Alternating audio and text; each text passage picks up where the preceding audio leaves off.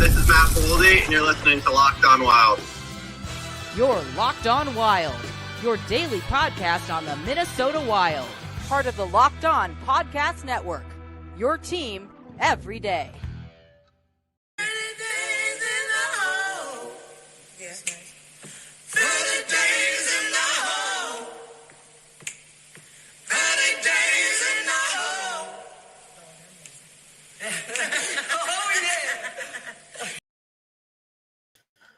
All right, everyone. Welcome into yet another live show here on a very warm Sunday.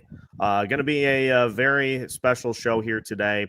So I'm going to introduce our host. He's been following hockey for 60 plus years. You have heard him on such shows as the Sports Huddle with Sid and Dave, Beyond the Pond, and many others. Ladies and gentlemen, Denny, good afternoon. Good afternoon to you, Seth. And hello, everybody, and welcome to What the Hell Are You Smoking? I want to start the show by telling you what has happened. Because I got a lot of messages and comments. I lost my mind again. You know, dementia is a weird disease. And when you don't know who you are, you know, I wake up in the morning and I don't know who the Hanson brothers are. I know I'm in bad shape. And the doctors are doing everything they can. And, you know, they don't know much about dementia. They have some ideas, but they really don't know. And my doctor's a big thing on stress. And he thinks the stress of the show is not helping me. So as Seth and I have talked about it, and this will be my last show, maybe forever. I don't know. If I keep my mind, then things will go on. But there's no guarantees in life, and tomorrow is never guaranteed. So all I can say is I want to thank everybody. You know, my whole thing was to help Seth. And I never really expected to get the following that I have. And it's a feel-good deal. It really is. But the stress of the show is hurting me, I think. So I'm going to take some time off, and we'll just see what happens. If I do get to come back on, Seth and I were just talking about this. We're going to do a meet and greet at one of the games in the beginning of the season. And that's the best I can hope for, because, you know, you have no idea what it's like to wake up and not know who the hell you are. And it's, you go into a fog. You don't know anybody, you don't know anything, and you don't know why you're sitting there. And that's really what happened to me twice now. So I'm glad I got to do at least this last show, because there is no guarantee. At any rate, to move on with the show, today I'm going to give you my predictions. And after listening to all the hockey pundits and where they placed the Wild this year, of course I have a different view. And that's what we're going to go over. And so let's start that off. Now, you know, last year, I had the Wild rate as high as number 2 and normally number 4 before Kaprizov got hurt. We ended up with 97 points with Kaprizov playing half the season. Now, I think the hockey gods this year are going to be nice to Minnesota. They're due.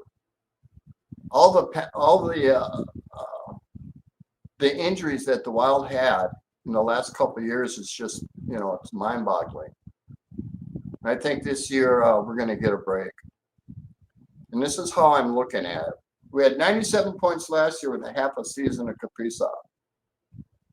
With the full season of Kaprizov, you can reasonably expect at least 5 games that he will go above and beyond, because he's Kaprizov.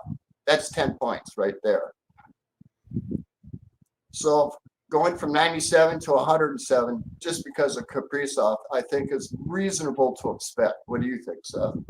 I agree. I think he, and especially at the level that he was playing at, for him to pretty much single-handedly get you points in 5 games is not out of the realm of possibility at all.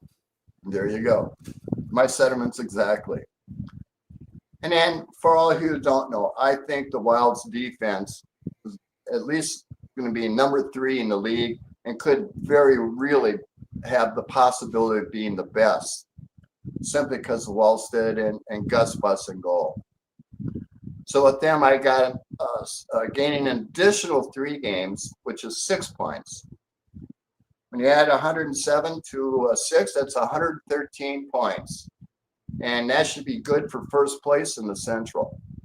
And I know everybody's probably going, what the hell am I smoking? But I'm just, it's common sense. You know, so many of the hockey pundits out forgot how good the Wild were before Kaprizov got hurt. We controlled everybody.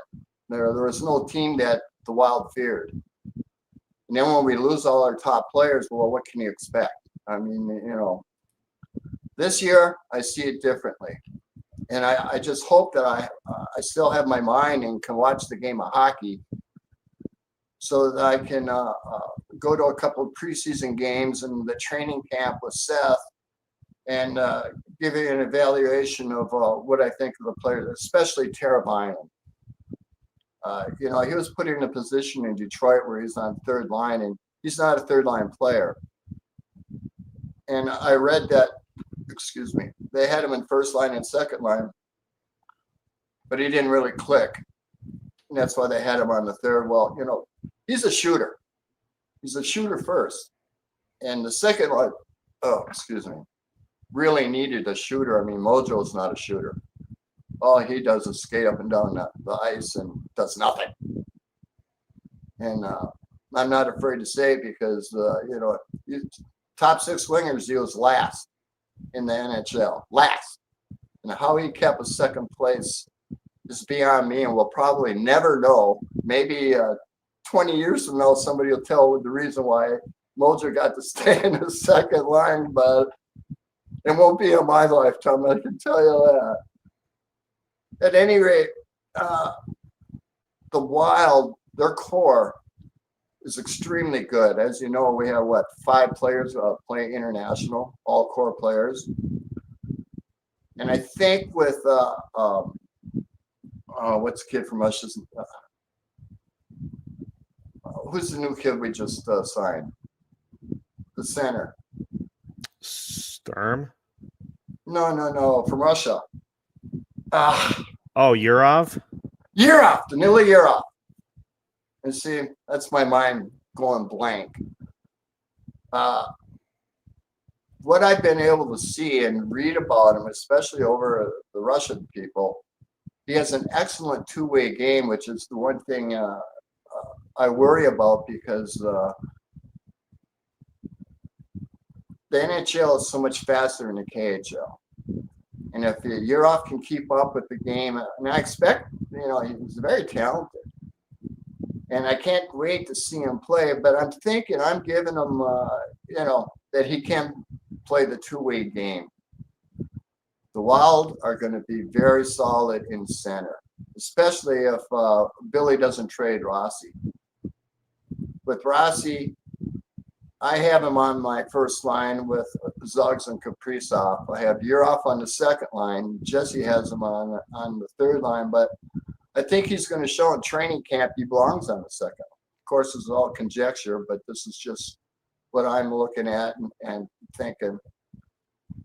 With Boldy and Teravainen, that's going to be a pretty decent second line, something that the other teams will be forced to deal with instead of just concentrating on our top line, which we sorely lacked last year.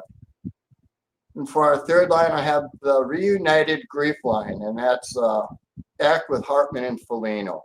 And that shows you the depth of our team. By putting Eck down on the third line,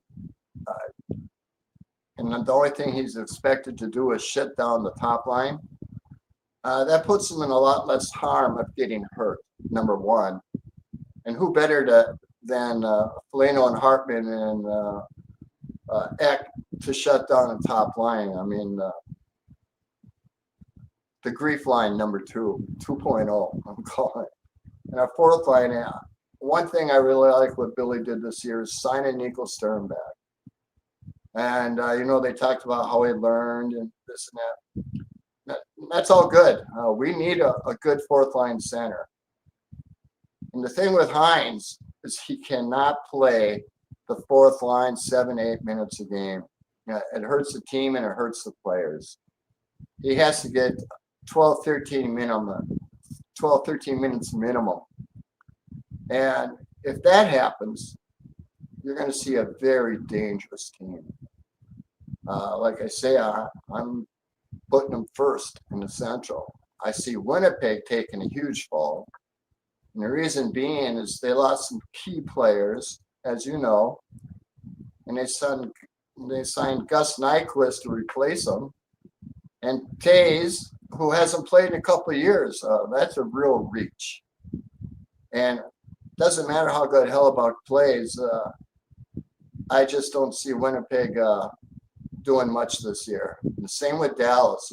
They still have 7 players to sign, and they have no money. So Robertson has to be traded. I know they don't want to, but they don't have any choice. And I'm sure they're working on, they're looking at all kinds of deals. But when you got 7 players that you still have to sign before the season with no money, you got to do something. And Robertson's got, $7-8 million cap hit. It seems reasonable that he's going to be traded because they don't have a choice. Unless they want to play with half a team. I don't know.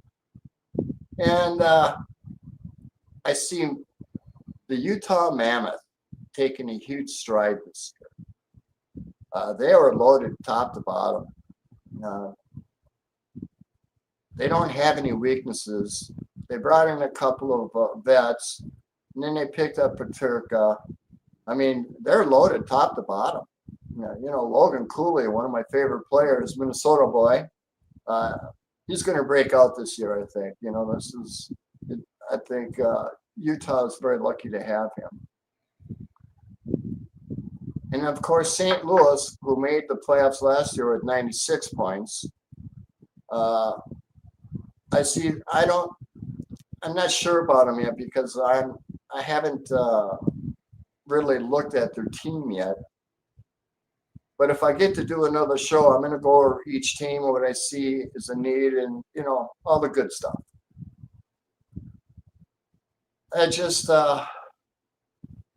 I'm so worried about waking up every day and not knowing who I am.